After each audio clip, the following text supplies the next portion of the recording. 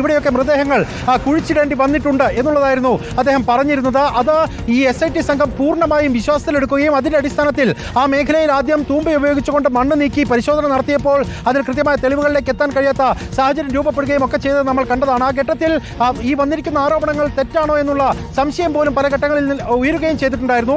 എന്നാൽ പിന്നീട് മണ്ണുമാന്തി യന്ത്രങ്ങൾ എത്തിച്ചുകൊണ്ട് കൂടുതൽ ആഴത്തിൽ മണ്ണുമാന്തി അവിടെ പരിശോധിക്കാനുള്ള തീരുമാനം കൈക്കൊള്ളുകയുമാണ് ചെയ്തത്.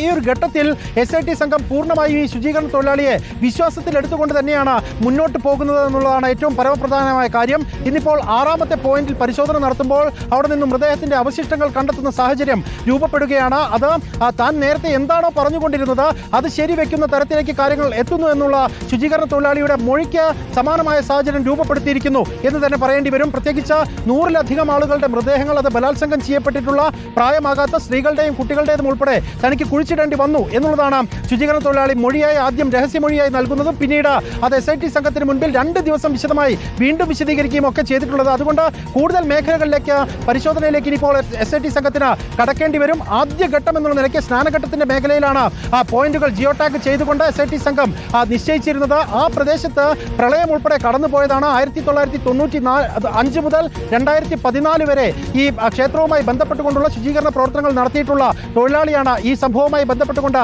മൊഴി നൽകി പുറത്തേക്ക് വരുന്നത്. തന്റെ കുടുംബത്തിൽ തന്നെ ഒരാൾക്ക് ദുരനുഭവം ഉണ്ടായ ഘട്ടത്തിലാണ് ഇത്തരത്തിൽ ജോലി ഉപേക്ഷിച്ച് അവിടെ നിന്ന് ഓടിപ്പോവുകയും പിന്നീട് 2012 ഒരു 17-കാരിയുടെ കൊലപാതകം ഉണ്ടാകുകയും അതുമായി ബന്ധപ്പെട്ടുകൊണ്ട് അവിടെ ആക്ഷൻ കമ്മിറ്റി രൂപീകരിക്കുകയും അത് തുടർന്ന് നടത്തുന്ന പ്രവർത്തനങ്ങൾ കണ്ടുകൊണ്ടാണ് ഈ ശുചീകരണ തൊഴിലാളി ഈ കാര്യങ്ങൾ വെളിപ്പെടുത്താനും തനിക്ക് മാനസാന്തരം ഉണ്ടാകുന്ന തരത്തിലേക്ക് അല്ലെങ്കിൽ മനോവിഷമം താങ്ങാൻ കഴിയാതെ അത് പോലീസിന് മുൻപിലേക്ക് മൊഴിയായി പറയുകയും ഒക്കെ ചെയ്യുന്ന സാഹചര്യം ഉണ്ടായത്. അതുകൊണ്ട് ഇപ്പോൾ കണ്ടെത്തിയിരിക്കുന്ന അസ്ഥിക്കൂടം അതുമായി ബന്ധപ്പെട്ടുകൊണ്ട് ഉള്ള കൂടുതൽ പരിശോധനകളിലേക്ക് പോലീസ് സംഘത്തിന് കടക്കേണ്ടി വരുമെന്ന കാര്യത്തിൽ തർക്കമില്ല. ആരാണ് മരിച്ചിട്ടുള്ളത് എന്ന കാര്യത്തിൽ ഒരു അന്വേഷണത്തിലേക്ക് പോകേണ്ടി വരും. അതിന്റെ പരിശോധനകളിലേക്ക് കടക്കേണ്ടി വരും. നിലവിൽ അന്വേഷണ സംഘം നേരത്തെ തന്നെ ക്രമീകരണങ്ങൾ ഇതുമായി ബന്ധപ്പെട്ടുകൊണ്ട് ഏർപ്പെടുത്തിയിട്ടുണ്ടായിരുന്നു. അതിൽ തന്നെ PVC പൈപ്പുകൾ അത് ആന്റി ക്യാപ്പൊക്കെ ഉപയോഗിച്ചുകൊണ്ട് ഇത്തരത്തിൽ അസ്ഥിക്കൂടത്തിന്റെ ഭാഗങ്ങൾ അല്ലെങ്കിൽ അസ്ഥി ഉൾപ്പെടെയുള്ള കാര്യങ്ങൾ കണ്ടെത്തുകയാണെങ്കിൽ അത് ശേഖരിച്ച് പരിശോധനയ്ക്ക് അയക്കുന്നതിന് കൊണ്ടുപോകുന്നതിന് തരത്തിലുള്ള ക്രമീകരണങ്ങൾ ഏർപ്പെടുത്തിയിട്ടുണ്ടായിരുന്നു. ആ ക്രമീകരണങ്ങളിലേക്ക് ഉൾപ്പെടെ അന്വേഷണ സംഘം കടക്കും. ഇനിയിപ്പോൾ ഈ പറയുന്ന നേത്രാവതിയുമായി ബന്ധപ്പെട്ടുകൊണ്ട്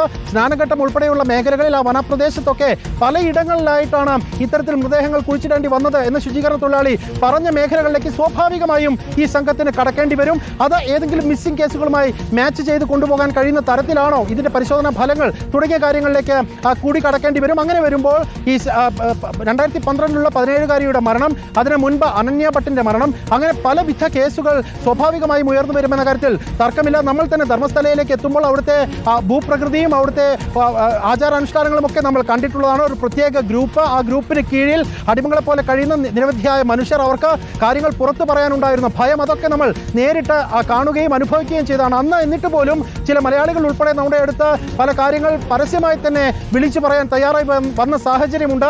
ഇനിയിപ്പോൾ ഇത്തരത്തിൽ അന്വേഷണ സംഘം കൂടുതൽ നീക്കങ്ങളിലേക്ക് കടക്കുമ്പോൾ കൂടുതൽ പരാതികൾ വരാനുള്ള സാധ്യതകൾ നമ്മൾ ഈ ഒരു ഘട്ടത്തിൽ കാണുന്നുണ്ട്. അങ്ങനെ പരാതികൾ വരികയാണെങ്കിൽ അതിന്റെ അന്വേഷണത്തിലേക്ക് ഉൾപ്പെടെ അന്വേഷണ സംഘത്തിന് പോകേണ്ടിയും വരും. 1995 മുതൽ 2014 വരെയുള്ള കാലഘട്ടത്തിലെ കാര്യങ്ങളാണ് ഈ ശുചീകരണ തൊഴിലാളി നിലവിൽ മൊഴിയായി നൽകിയിട്ടുള്ളതെങ്കിൽ 20 വർഷക്കാലത്തിനിടയ്ക്ക് ധർമ്മസ്ഥല പോലീസ് സ്റ്റേഷനുമായി ബന്ധപ്പെട്ടുകൊണ്ട് നേരത്തെ ധർമ്മസ്ഥല പോലീസ് സ്റ്റേഷൻ രൂപീകരിക്കുന്നതിന് മുൻപ് ബെൽത്തങ്ങാടി പോലീസ് സ്റ്റേഷൻ ലിമിറ്റിലായിരുന്ന കാലഘട്ടത്തിൽ ഉൾപ്പെടെ ഉണ്ടായിട്ടുള്ള മിസ്സിംഗ് കേസുകൾ, അവിടെ ഉണ്ടായിട്ടുള്ള ദുരൂഹ മരണങ്ങൾ, കൊലപാതകങ്ങൾ ഉൾപ്പെടെയുള്ള കാര്യങ്ങളിലേക്ക് അന്വേഷണ സംഘം കടക്കുകയും ചെയ്തു. ഇത് സങ്കീർണമായ ഒരു കേസായി മാറുന്നു എന്നുള്ളത് ഈ ഘട്ടത്തിൽ നമുക്ക് ഉറപ്പിച്ചു പറയാൻ കഴിയുന്ന സാഹചര്യമുണ്ട്. കാരണം ആദ്യഘട്ടത്തിൽ തന്നെ ശുചീകരണ തൊഴിലാളി അവിടെ എത്തിച്ച് ആ കാര്യങ്ങൾ പരിശോധിക്കുന്ന ഘട്ടത്തിൽ തന്നെ ചില സൂചനകൾ ആ പോലീസിന് ലഭിച്ചിട്ടുണ്ടായിരുന്നു. പക്ഷേ അന്നു മുതൽ ഇങ്ങോട്ട് ആദ്യം ജൂലൈ 3-ന് ഇതുമായി ബന്ധപ്പെട്ടുകൊണ്ട് പരാതി നൽകുന്നു, 4-ന് FIR ഇടുന്നു, പിന്നീട് 18-ാം തീയതി കഴിഞ്ഞിട്ടാണ് SIT രൂപീകരിക്കാനുള്ള തീരുമാനം പോലും ഉണ്ടാകുന്നത്.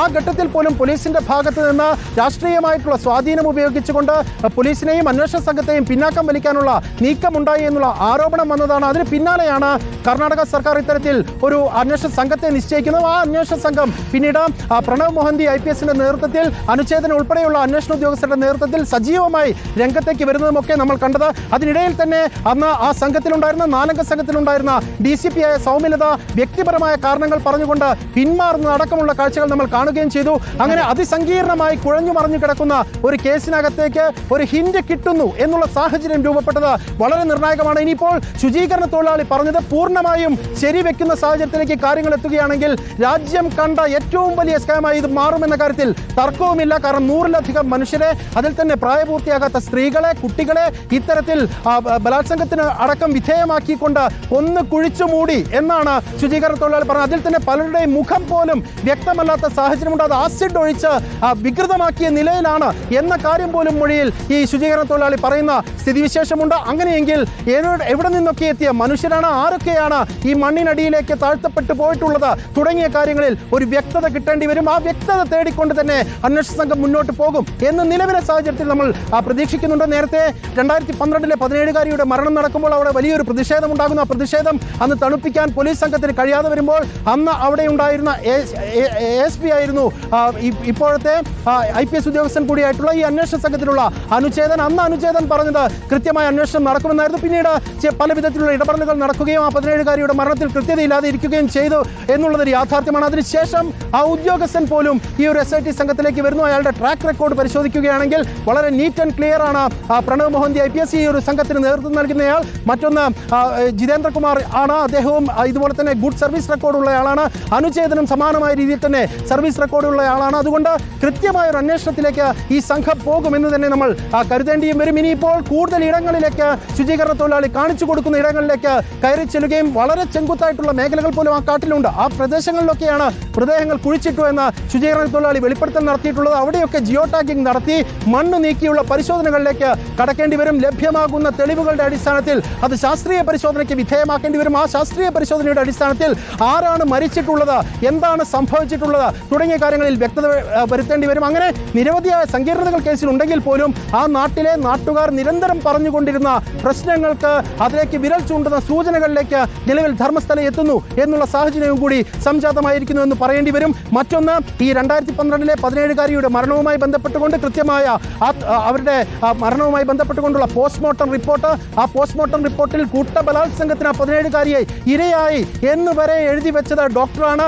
അതിൻ്റെ തെളിവുകൾ ഉണ്ടായിരുന്നിട്ട് പോലും ഒരാളെ മാത്രം അതിൽ പ്രതി ചേർക്കുകയും അത് പിന്നീട് കോടതിയിലെത്തി 7 വർഷക്കാലം കഴിഞ്ഞതിന് ശേഷം പിന്നീട് ട്രയൽ നടക്കുമ്പോൾ ജഡ്ജ് ചോദിക്കുന്നത് ഒരു 17-കാരി ഇങ്ങനെ കൊല്ലപ്പെട്ടിട്ട് അവരുടെ പോസ്റ്റ്മോർട്ടം റിപ്പോർട്ടിൽ കൃത്യമായി തന്നെ പറയുന്നുണ്ട് കൂട്ടബലാത്സംഗത്തിന് ഇരയായി എന്ന്. പക്ഷേ എങ്ങനെയാണ് ഒരാൾ മാത്രം ഈ കേസിൽ പ്രതിയായത് എന്ന് കോടതി ചോദിക്കുകയും പ്രതിയാക്കപ്പെട്ടിട്ടുള്ള സന്തോഷ് റാവുവിനെ പിന്നീട് വെറുതെ വിടുകയും ഒക്കെ ചെയ്തിരിക്കുന്ന കാഴ്ചകൾ നമ്മൾ കണ്ടതാണ്. പല കേസുകളിലും സമാനമായ രീതിയിലുള്ള ബാഹ്യ ഇടപെടലുകൾ ഉണ്ടായി. അത് രാഷ്ട്രീയ സ്വാധീനം ഉപയോഗിച്ച് ആ ക്ഷേത്രവുമായി ബന്ധപ്പെട്ടുകൊണ്ട് ട്രസ്റ്റുമായി ബന്ധപ്പെട്ടുകൊണ്ടൊക്കെ ആരോപണങ്ങൾ ഉയർന്നു വന്ന പശ്ചാത്തലവും കൂടിയുണ്ട്. അതിലേക്കൊക്കെ അന്വേഷണ സംഘത്തിന് കടക്കാൻ കഴിയുമോ എന്നുള്ള ചോദ്യം നേരത്തെ വരെ ഉണ്ടായിരുന്നു. എന്നാൽ ഇപ്പോൾ അസിക്കൂടം ഉൾപ്പെടെ കണ്ടെത്തിയ പശ്ചാത്തലത്തിൽ അത്തരം അന്വേഷണങ്ങളിലേക്ക് കൂടി ഈ സംഘത്തിന് കടന്നു ചെല്ലാൻ കഴിയുന്ന സാഹചര്യം. 10 വർഷം മുമ്പ് നിരവധി